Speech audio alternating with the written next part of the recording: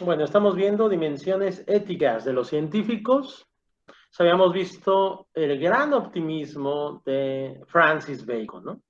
Y esto se fue poco a poco desarrollando en los ámbitos principalmente de grupos filosóficos, sobre todo el de los enciclopedistas franceses, ¿no? Mediados del siglo XVIII, tenemos un gran número de filósofos que discuten en los cafés, discuten en las casas de las précieuses, en los grandes salones, ¿no? Que bajo la dirección de Diderot, el editor, van a hacer la gran enciclopedia francesa. Tenemos ahí a un Rousseau rebelde, muy joven. Tenemos al barón de Holbach, el hombre máquina, a Voltaire, el gran burlón, a Diderot, y entre ellos está Condorcet, un optimista, un matemático. Bueno, todo, tanto en la enciclopedia como en varios de sus tratados, estos filósofos eran muy optimistas, es decir, muy positivos. Y defendieron la idea de que el progreso racional nos iba a llevar a un progreso científico. Y el progreso científico nos iba a llevar a un progreso ético y después moral.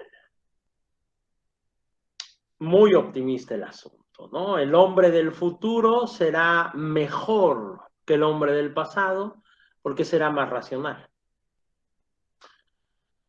El razonamiento, sí, Nelly, cuéntame. Es que tengo una duda, porque cuando hablan de eso, de que esto racional va a crear como una ética más racional y vas a crear como toda una moral, dice, existen normas éticas, perdón, me estaba marcando. Dice, existen normas éticas universales, pero o sea, no es, no es lo opuesto. O sea, si una norma ética es universal, ¿no se vuelve una moral? Es correcto. Qué bueno que te das cuenta de la contradicción, efectivamente. Vamos para allá. Ahorita lo voy a Ok, explicar. ética. Su primer argumento es que la ciencia revela los secretos de la naturaleza. Hasta ahí es correcto, ¿no? Pero luego dice, y del entendimiento de la condición humana. Es decir, muchos de estos filósofos piensan que tenemos una especie de esencia, una condición que es lo que hace al hombre hombre. Y se puede entender por medio de la racionalidad. Recuerden que en esta época todavía no existía la ciencia llamada psicología, mucho menos existía la psiquiatría, no existía la psicología evolutiva, etcétera, ¿no? Pero estos son como las semillitas de estas ciencias que van a venir después. El estudio del hombre, la antropología, ¿no? Pero luego van más allá, dicen que la ciencia puede ser aplicada o podemos aplicar los conocimientos científicos para mejorar la condición humana. Aquí hay focos rojos, ¿verdad? Aquí vienen los nazis poco a poco, vienen los comunistas marchando, la eugenesia, todas estas atrocidades que vendrán en el siglo XIX y en el XX, pues comienzan con algo en apariencia muy noble, algo que parece que es muy optimista, muy positivo. Cuando alguien te dice, vamos a mejorar, vamos a mejorarte, sal corriendo. Y más si te lo dicen las autoridades, ¿no? Mejorar la condición humana. Primero, ¿cuál es la condición humana? Es el ser. Si mejora la condición humana es el deber ser. ¿Y qué pasa si no me adapto a ese mejoramiento? Aquí ya se empiezan a ver entre la bruma campos de concentración, gulags. O sea, suena muy bonito, pero ¿a dónde nos va a llevar este pensamiento? Y después algo de lo cual Nelly ya se dio cuenta. Cuando yo digo norma ética me estoy equivocando. No puede existir un código ético porque se convierte automáticamente en moral. La moral son las reglas. Entonces, lo que están diciendo ellos es que debe haber una moral universal que trasciende la relatividad cultural. Esto es bien interesante porque la mayoría de estos filósofos eran ateos y estaban en contra de la Iglesia católica principalmente. Pero después hicieron una especie de trampa, algunos filósofos diciendo que no eran ateos, que eran deístas. Es una trampa, es para decir, no creo en el Dios cristiano, pero sí creo en Dios, en un Dios. Bueno, qué tramposo. Ahora, si yo critiqué a la iglesia porque la iglesia quería imponernos una moral universal, y yo estoy haciendo lo mismo. Simplemente quiero quitar la moral de la iglesia y poner mi moral racional. Pero si yo digo que es universal y que trasciende la relatividad cultural, estoy cometiendo pues lo mismo, estoy haciendo lo mismo que estoy criticando. Critiqué a la iglesia por darnos una especie de moral universal y yo pongo la mía. Simplemente sustituyo a Cristo por la diosa razón. Pero estoy haciendo lo mismo. Según yo estoy desmitologizando cuando estoy volviendo a la razón un nuevo mito. Pues una trampa. Creían en los ideales de libertad, igualdad, sociedad secular y democracia. La idea de la libertad, pues es terriblemente complejo, ¿no? Entre el azar y la necesidad, ¿qué tanta libertad tiene el hombre? Esto nos va a llevar al romanticismo, ¿no? Existe una libertad, solo puede haber libertad en el Estado o al revés, el Estado nos quita libertad. Igualdad nos recuerda la frase que decía Rousseau, ¿no? Para donde yo volteo veo a los hombres cargados de cadenas. Libertad, igualdad. Todos los hombres deben tener los mismos derechos. Sociedad secular es la separación de la iglesia o de las religiones como institución y los estados y los gobiernos. Y la democracia sería el poder del pueblo. O sea, las masas pueden determinar su futuro político. Estos ideales de la Ilustración van a evolucionar de unas maneras muy raras hasta llegar al siglo XXI, pero van a ser la base de la gran revolución burguesa de 1789, a la cual Jesús Maestro calificó de mierda de colores, es decir, una masacre llamada el terror revolucionario, tarán, tarán, tarán, la Revolución Francesa. La mayoría de estos filósofos no lo vio, Condorcet sí, pero los demás murieron antes de la Revolución Francesa. Pero los revolucionarios iban a tomar este programa político y filosófico como justificación de su revolución. La tecnología mejora las condiciones sociales. Esto ya lo había anticipado Genófanes 2000 años antes, 2300 años antes, cuando Genófanes decía que el hombre va descubriendo lo mejor a través de la ciencia. Bueno, Bacon ya lo dice en la Nueva Atlántida.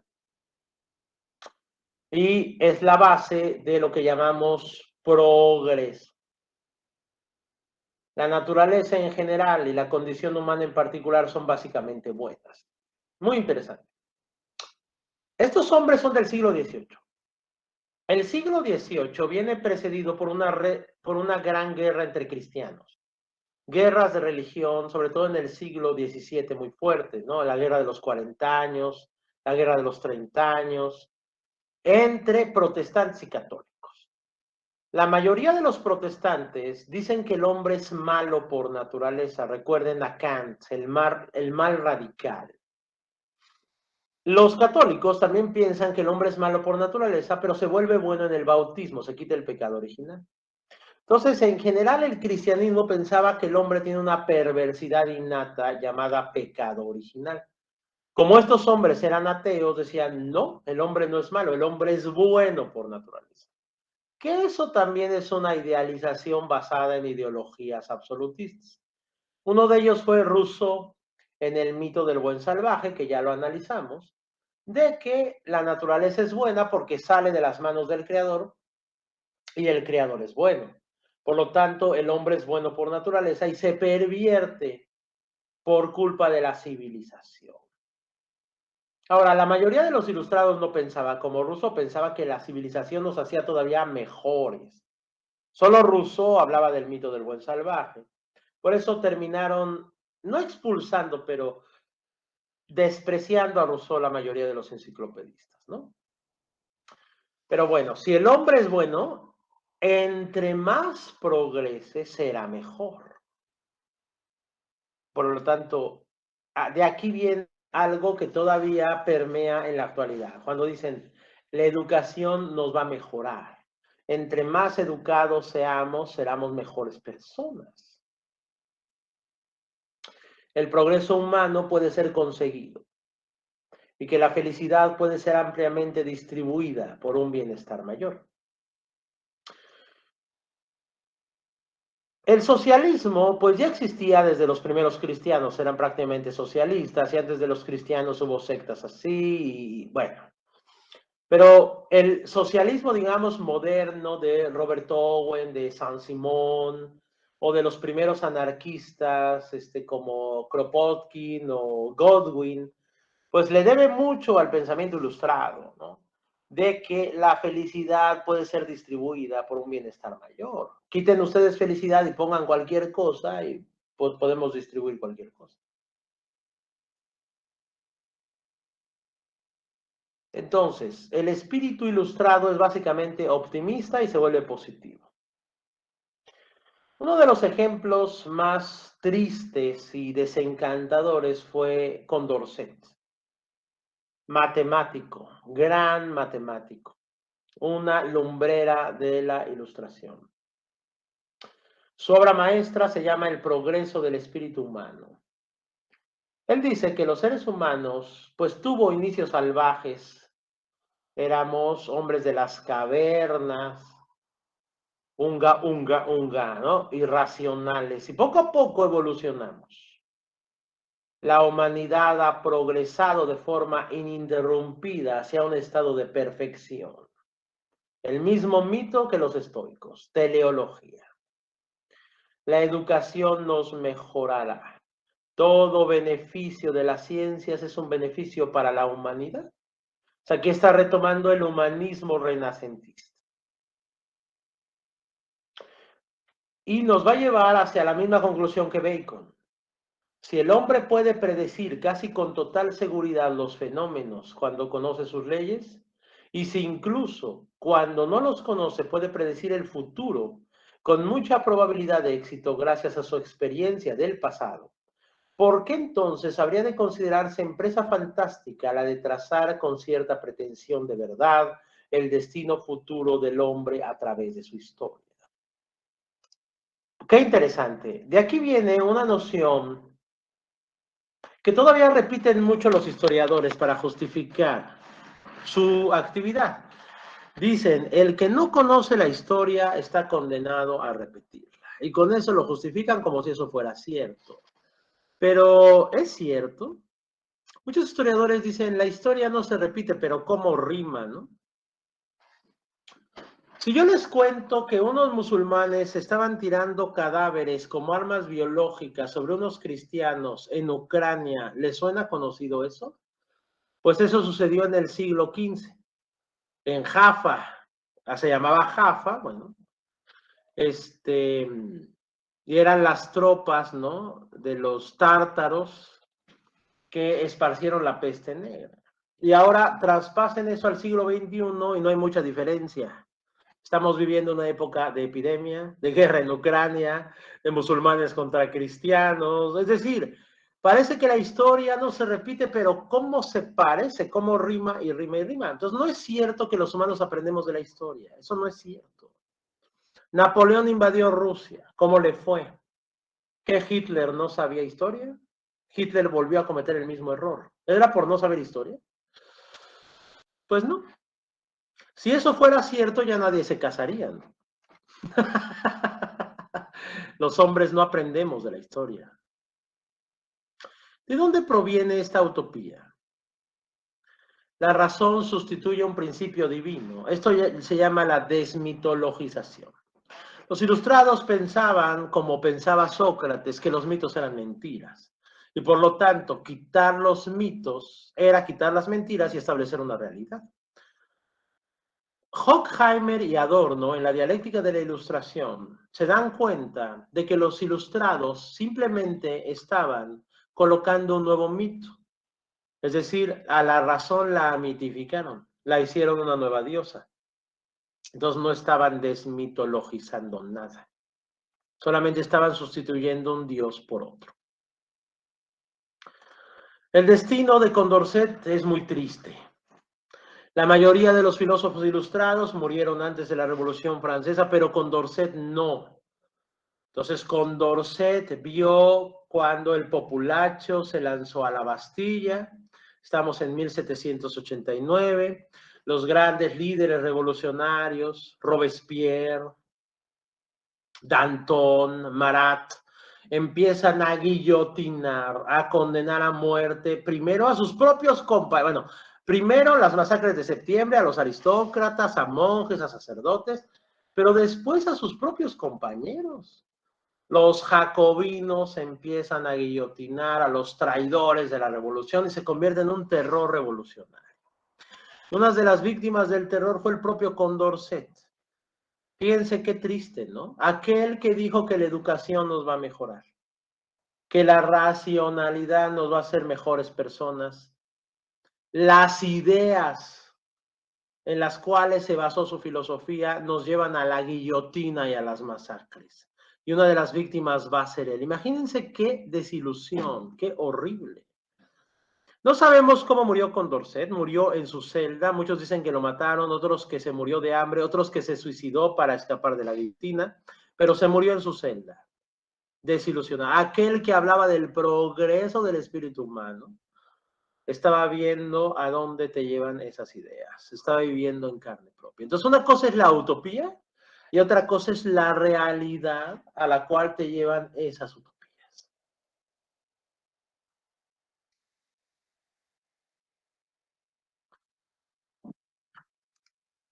La idealización de la racionalidad científica continuó con Augusto Comte, el positivismo del siglo XIX, que justificó los genocidios del siglo XIX y del siglo XX, principalmente los genocidios de los nativos de Argentina, México, Estados Unidos, el sur de África, eso ya lo vimos, con base en la racionalidad del progreso, civilización y barbarie, acuérdense. Bueno.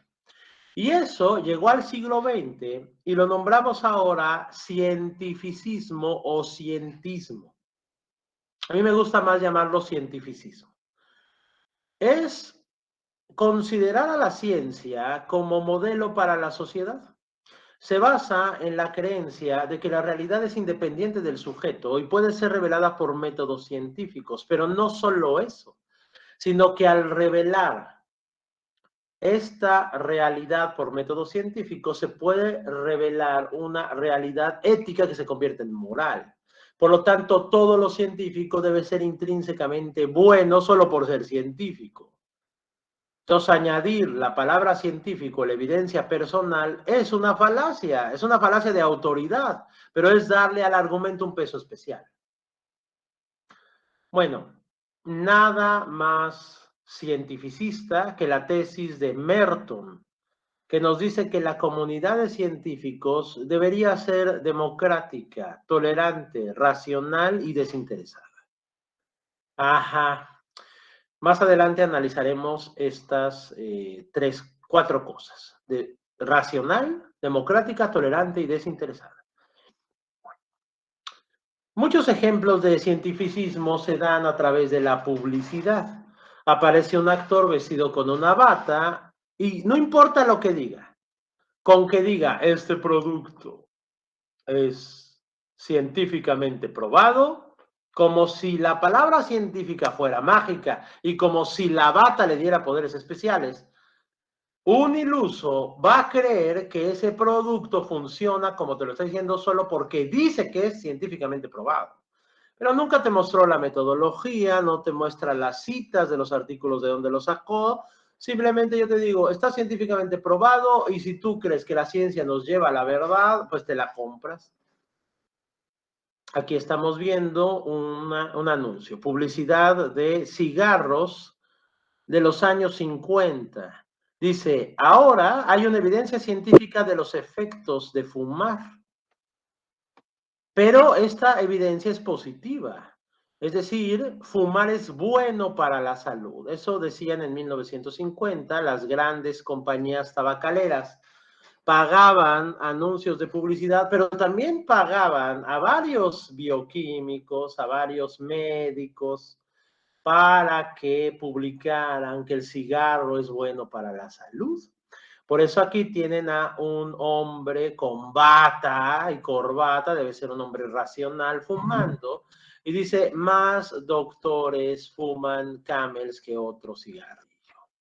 Perfecto, si los doctores fuman Camels, quiere decir que esta marca de cigarrillo no me va a hacer daño, porque si no un doctor no fumaría esto. Y esto es cientificismo.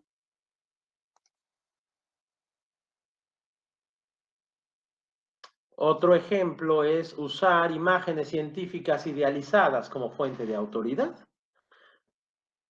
Aquí tenemos un anuncio que dice 25 libras en solo 2 semanas y subrayé el eslogan: científicos descubren una rara hierba maravilla para bajar de peso. Primero, no te dicen el nombre científico de la planta, no te dicen qué científico fue, en qué laboratorio, no te dan la metodología. No, simplemente científicos, ¿quién sabe? No importa, seguramente tenían bata y por lo tanto si tienes bata algo debes de saber, ¿no? Y entonces eso es cientificismo.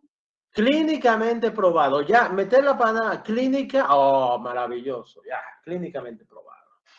Solo porque te dice un anuncio. Bien. Entonces, cuando tú llegas al laboratorio con pants y no te dejan pasar. Pero si me pongo lentes y me pongo una bata, dicen, no, doctor, pase usted.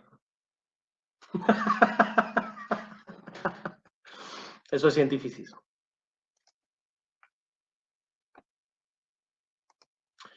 Un ejemplo menos risible y muy polémico es lo que ha pasado con el DDT a través del siglo XX.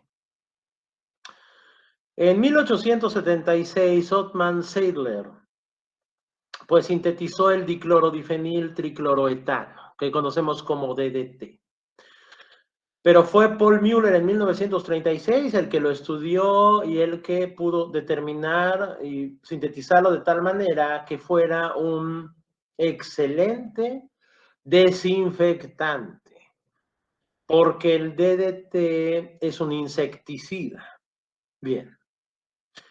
Le dieron el premio Nobel de Química a Paul Müller por sus estudios sobre DDT. Estamos antes de la Segunda Guerra Mundial y el DDT se volvió primero algo idealizado, como la compuesto químico. Nelly, a ver, dime. Perdón, profesor, me desactivó el micrófono. Yo pensé que si se había muerto Paul Müller. Pues sí, creo que ya se murió.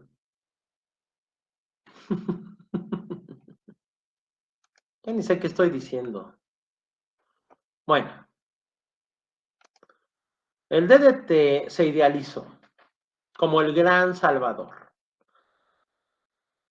Se aplicó de inmediato, principalmente en Estados Unidos, pero después hubo unas campañas políticas muy fuertes para que se aplicara en todo el mundo, para el control de insectos transmisores de enfermedades como el tifus, la malaria, o sea, contra los mosquitos.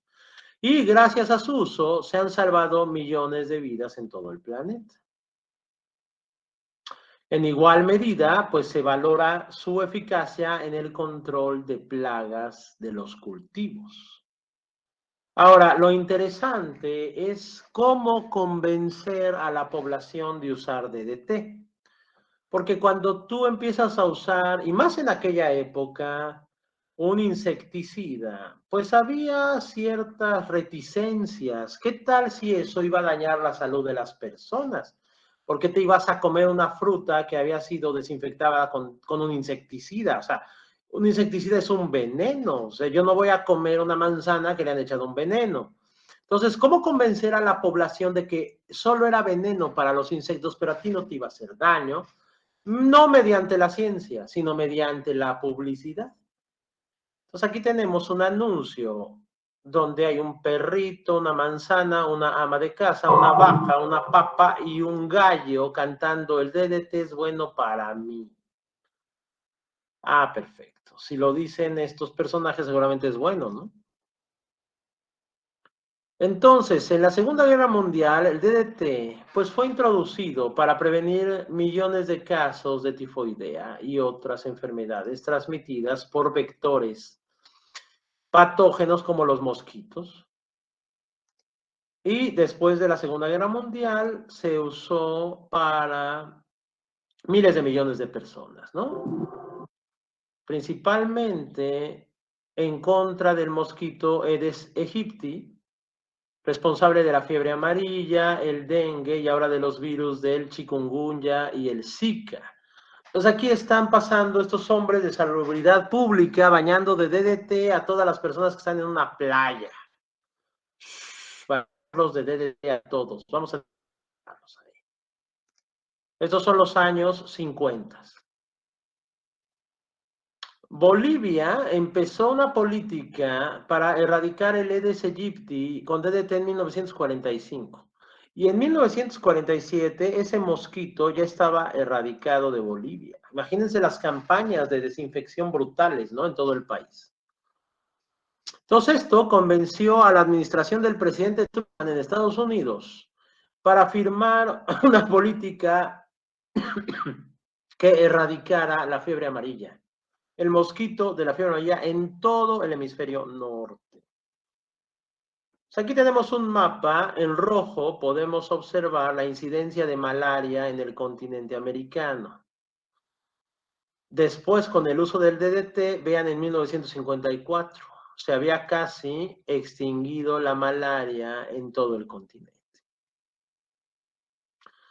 Ahora, si se fijan, en casi toda la costa este de Estados Unidos no desapareció la malaria. ¿Por qué? Porque la aplicaban más en los países subdesarrollados que en Estados Unidos. ¿Se dan cuenta? En Estados Unidos había una reticencia para usar DDT, pero en los demás países no. Entre 1945 y 1955 la producción de DDT se incrementó de 125 a 600 millones de libras. Aquí hay un hombre rociando a unos niños en un balneario con DDT. Entonces están riendo felices. Bueno, algunos no. Mande, Nelly. ¿Qué necesidad había de rociar DDT en un balneario? No, no solo en un balneario. Había anuncios comerciales donde rociaban DDT en un plato de cornflakes con leche. Y los niños se comían el cornflakes con DDT para demostrarle a las mamás que no dañaba el DDT. A ¿Sí? la vez, Imagínate. loco, qué buena manera de matarte por dentro. Mira, aquí tenemos un anuncio en un cómic que dice, ahora que la guerra ha acabado, John Doe, o sea, John Doe en inglés es como fulanito, o sea, un don nadie, fulanito puede gozar de su siesta. Y la esposa dice, podemos descansar en paz gracias al DDT. No es un chiste, ¿eh? Podemos descansar en paz gracias al DDT. Bueno, aquí tenemos este que dice insecticida para aplicarse y está yendo por todas las calles rociando de insecticidas a las personas. Muy bien. Ahora podemos descansar en paz gracias al DDT. Pero llegó esta mujer, ay, siempre hay un aguafiestas. Y es la bióloga Rachel Carson, que empezó a investigar lo que ahora conocemos como biomagnificación. En aquella época era un fenómeno que todavía no se conocía muy bien. La biomagnificación es que un compuesto químico pasa en la cadena trófica o la cadena alimenticia y a veces se va biomagnificando conforme aumenta el nicho trófico. Eso lo podemos ver con metales pesados, con acumulación o bioacumulación de mercurio, por ejemplo, ¿no? Un tiburón o un atún va a tener mucho más mercurio que una mojarra. Por lo tanto, un humano tiene mucho más mercurio que un conejo, porque se biomagnifica mientras depredes más. Entonces ella fue de las primeras en documentar y describir la biomagnificación de DDT de los pastos hacia las águilas. Descubrió que había concentraciones de DDT en las águilas y los halcones. Los ecólogos asumieron que este fenómeno podía suceder en todos los ecosistemas. Y ella publicó este libro llamado Primavera Silenciosa. Bueno, provocó una polémica que no ha terminado en la actualidad. Recuerden que estamos en la época de los hippies en Estados Unidos. Y los hippies comenzaron una ideología ecologista. Por lo tanto, tomaron el libro de Rachel Carson como una especie de Biblia para condenar la tecnología química aplicada a la naturaleza, como si fuera intrínsecamente mala. Satanizaron el uso de fertilizantes e insecticidas. Primavera Silenciosa pronosticaba la desaparición de todas las aves del planeta y el incremento del cáncer en las personas hasta llegar al 100% de la población debido a la bioacumulación del DDT en cultivos y en animales de abasto. Se añadían otros males como alteraciones graves en el crecimiento de los jóvenes y disminución de la espermatogénesis en la población. Entonces, es un libro que pues era muy escandaloso. Prácticamente nos estaba hablando de una catástrofe ecológica de magnitudes cósmicas, ¿no? Casi que el ser humano se iba a extinguir si seguíamos usando DDT. Inmediatamente las empresas que producían DDT contrataron científicos para que hicieran investigaciones que negaran las tesis de Rachel Carson. Y aparecieron muchos artículos negando la biomagnificación y diciendo que esta mujer pues no era una buena bióloga, que no sabía de química o que exageraba y que estaba muy sesgada y que una cosa eran los resultados y otra cosa las predicciones. Entonces esto se volvió político, empezó una guerra entre los ecologistas contra las empresas químicas. Entonces había información y contrainformación por todos lados y eso ya no lo puedes detener. Bueno, al final de cuentas la presión fue tanta que se prohibió el DDT. En 1974 se prohibió el DDT en casi todos los países de América y desde entonces está prohibido usarlo. Y vean cómo volvió la malaria. En 1998 la malaria volvió exactamente como estaba en 1930. Digo, ahorita ya la están tratando con mosquitos transgénicos, eso ya lo discutiremos después, pero al dejar de usar DDT, pues los mosquitos ni se extinguieron, sino que probablemente regresaron más fuertes evolutivamente, ¿verdad? No lo sé. Hay científicos en la actualidad que dicen que las investigaciones de Rachel Carson estaban desencaminadas. Uno de ellos es el doctor Pierre Lurgen, que actualmente pues, es un investigador, es un genetista y toxicólogo de Luxemburgo, que según él, diversas publicaciones de la época, sin demasiada base científica, pero con gran proyección de los medios, lograron crear un estado de pánico general en instituciones y ciudadanos achacando al DDT una serie de males y enfermedades que luego se demostrarían falsos, al menos en parte. Es decir, no es que el DDT no se biomagnifique, claro que se biomagnifica. Es que los efectos dañinos que hacen los seres vivos no son tan catastróficos como Rachel Carson decía. O sea, sí hace daño, pero no hace ese nivel de daño que ella estaba diciendo. Entonces, lo que sabemos ahora del DDT es que altas dosis de DDT pueden causar efectos en el sistema nervioso central, dando lugar a convulsiones y un fallo respiratorio. una exposición excesiva al DDT puede afectar a la glándula suprarrenal, al cerebro, al hígado, al nervio periférico, al sistema reproductivo y al feto, pudiendo provocar cáncer y tumores. Es decir, Rachel Carson tenía razón en que el DDT es un cancerígeno en altas dosis. Ahora, fue prohibido. Pueden ustedes decir que bueno que lo prohibieron porque es un cancerígeno, porque se biomagnifica. Pero no se prohibió solamente por los científicos, sino que tuvo que haber primero una campaña de desprestigio para desprestigiar lo que antes habían idealizado. Es decir, primero hubo una campaña de idealización y luego una de satanización. Y la ciencia se va minimizando. Eso se llama cientificismo. O sea, vale más lo que se dice de algo que los estudios objetivos sobre ese algo, pero siempre justificando en una base científica.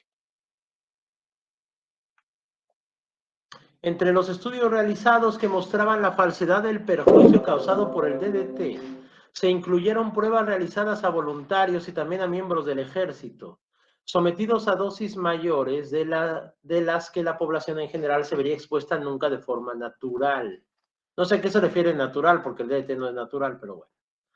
Dichas pruebas concluyeron en que no había ni incremento de cáncer ni daños a órganos vitales, ni otras alteraciones graves. Incluso se apuntó como argumento a favor el que personas que trataron de suicidarse ingiriendo DDT fallaron en sus intentos. Aquí vemos a una enfermera llenando de una nube de DDT a una niña para matar a sus piojos.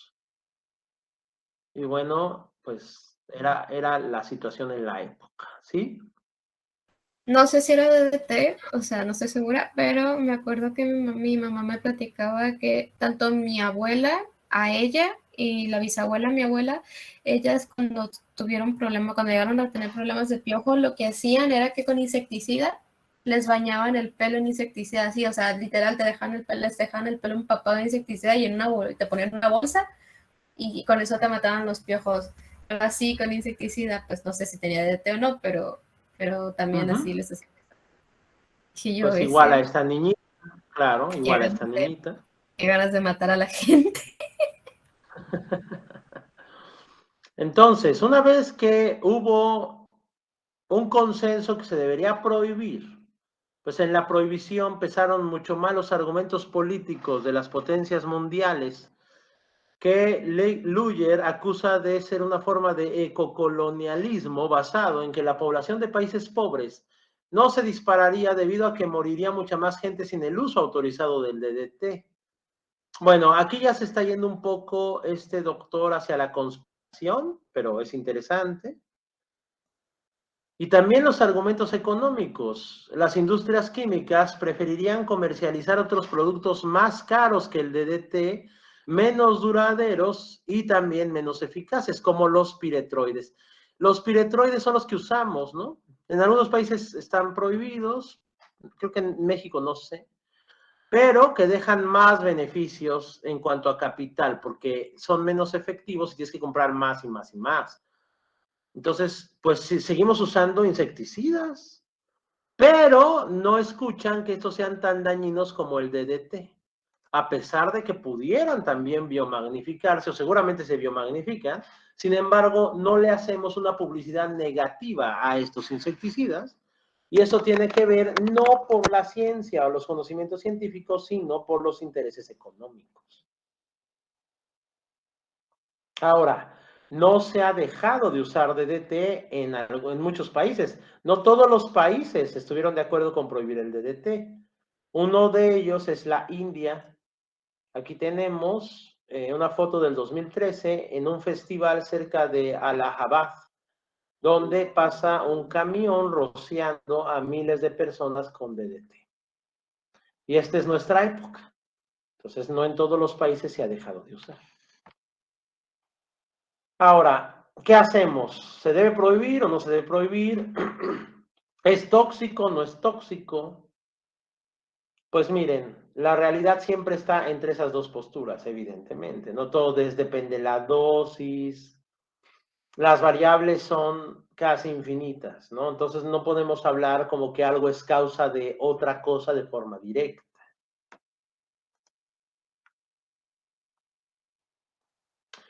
Bueno, otro hombre muy utópico en cuestiones de ética fue Jacques Monod, el gran padre del dogma de la biología molecular. ¿Se acuerdan que el RNA codifica para el DNA y el DNA codifica para una proteína? Premio Nobel de Medicina, Jacques Monod, ¿no? Casi el papá de la biología molecular genética. Pues en 1971 hizo su gran obra maestra que se llama El azar y la necesidad, que es un libro de filosofía de la biología y la evolución, pero tiene una parte muy interesante, que es una parte sobre la ética, cómo debe convertirse en una moral. Entonces, Monod parte de una utopía. A mí me parece una utopía, a lo mejor a ustedes no, porque él también era un hombre muy optimista. Yo ya les dije que el principal dilema ético está entre el ser y el deber ser. Pero lo que dice Monod es lo que es y lo que debería ser no son oponibles. O sea, él dice que no debería haber ningún conflicto, que sí podemos ser lo que deberíamos ser. Ah, caray, ¿cómo? O sea, esto es como lo contrario a lo que dijo David Hume, ¿no? Lo llama principio de objetividad. El principio de objetividad es, si yo debería hacer algo, yo puedo ser eso como una elección ética. Es decir, si yo soy un policía, pues yo debería no ser corrupto, yo debería respetar las leyes, porque eso hace un buen policía. Por lo tanto, si yo decido ser policía, mi principio de objetividad no debe ir en contra de mi naturaleza. Yo puedo ser un buen policía si yo decido ser. ¿Y cómo entonces hacemos esto? Mediante el conocimiento científico. Ah, caray. Dice Monod, para establecer una norma para el conocimiento, el principio de objetividad define un valor. Ese valor es el conocimiento objetivo por sí mismo. Qué bonito. El valor más grande es la ciencia. O sea, el valor de la ciencia es la propia ciencia. Lo que está diciendo Monod es que el virtuoso es el científico. Aquel que conoce es el virtuoso. Qué interesante. El valor máximo del hombre sería conocer. Bueno, ¿esto es cierto? No lo sé. Qué lindo es Monod, ¿no? Salgan a la calle y pregúntense si el valor de todas las personas que ven es conocer el mundo. Échenle un vistazo al mundo, a las noticias, a la nota roja. Yo más bien pienso que Monod era como Linneo, ¿no? Era un buen científico. Realmente, ¿qué es lo que le piden los humanos cuando le venden su alma al diablo? Ya que estábamos viendo el grimorio de las clavículas de Salomón, ¿no? ¿Por qué los humanos le vendían su alma al diablo? ¿Qué es lo que querían los hombres? ¿Querían sexo, dinero y poder? ¿O acaso le pedían conocer el mundo? No. En el Fausto de Goethe, Fausto conoce el mundo. Es un alquimista que conoce el macrocosmos y el microcosmos y está harto. Y cuando llama a Mefistófeles y le vende su alma, no pide más conocimiento. Lo que pide es una morrita, una margarita, una mujer, el amor, ser joven, tener dinero y poder. No le pide una enciclopedia, no le pide un microscopio, ¿no? Entonces el propio Goethe se da cuenta de que el valor del humano no es el conocimiento, sino otras cosas. Pero para Monod, el valor máximo del ser humano es la ciencia. Dice Monod, el hombre se impone a sí mismo la ética del conocimiento y hace de ella la condición axiomática de autenticidad para toda disertación o acción. A la bestia. ¿En serio? ¿Eso es en serio?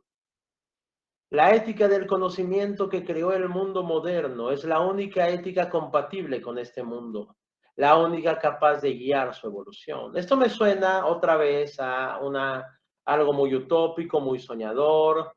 Otra vez estamos volviendo al ideal de Francis Bacon, ¿no? De los sabios van a dominar. Pero en la vida real yo lo veo muy lejano, muy lejano. ¿Sí? Probablemente la ética del conocimiento es la única ética compatible con este mundo, sin embargo, no es lo que nosotros vemos. La mayoría de los humanos sigue siendo religioso y se impone una moral religiosa que ni siquiera se dieron ellos mismos, ¿no? O sea, parece que estamos en la Edad Media. O sea, matan mujeres, las queman, ¿no? Por brujería en muchos lugares del mundo. Los musulmanes y los cristianos siguen odiándose en guerras fratricidas, o sea, seguimos en las cruzadas. Los políticos yo no veo que sean muy racionales y que sigan a los conocimientos científicos para tomar sus decisiones. Entonces, esto que dice Monod es muy utópico, ¿no? Y es interesante para un hombre que vivió la Segunda Guerra Mundial. Pero es optimista, es optimista. Bueno, aquí la segunda parte de las dimensiones éticas de los científicos.